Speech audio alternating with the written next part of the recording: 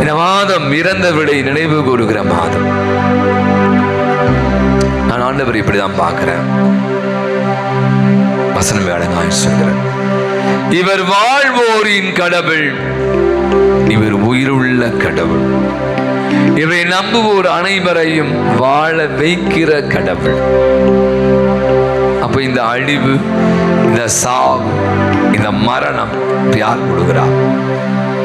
அழிவை மனிதன் தேடிக் கொள்கிறான், மனிதன் வருவித்துக் கொள்கிறான்.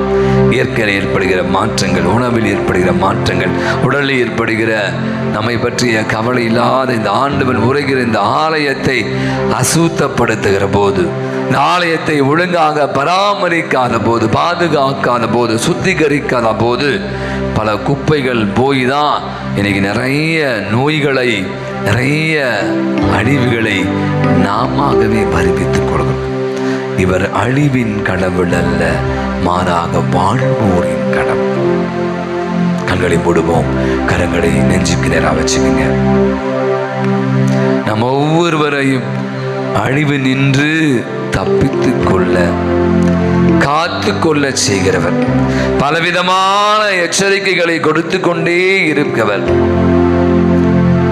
அங்க போவாத, இதை பண்ணாத, அதை செய்யாத, இப்படி இரு, அப்படி இருக்காத என்றெல்லாம் நம்முடைய பெற்றோர்கள், உறவினர்கள், ஏன் இறை வார்த்தைகள், சமூக சோசியல் மீடியா வழியாக பல விஷயங்களை கொடுத்துட்டே இருக்கா. உங்க உடம்பை பார்த்துக்க, ஒழுங்கா சாப்பிடு, தேவையில்லாத பொறாம போட்டி இதெல்லாம் வச்சு நிற்காத, நிறைய பேராசைப்படாத எல்லாம் கொடுக்குறார். நான் நீங்க அதை செவிமடுப்பது. அதனால தான் நான் சொன்னேன், கடவுள் வாழ்வோரின் கடவுள். அவதான் நீங்க நிறைய நோய்களை நாமவே பெருக்கி கொண்டு நமது வாழ்வை அழித்து விடுகிறோம். ஆனால் ஆண்டவர் நம்மை அழிவு நின்று நம்மை தடுத்தான் கொள்கிறார்.